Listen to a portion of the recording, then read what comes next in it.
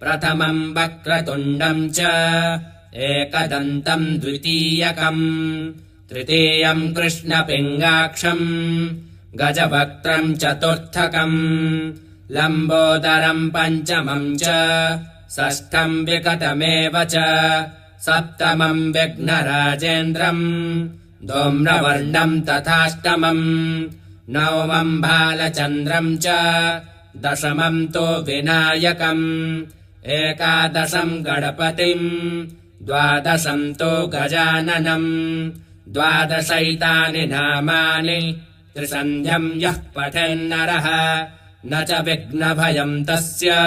सर्वसिद्धिकरम् परम् विद्यार्थी लभते विद्याम् धनार्थी लभते धनम्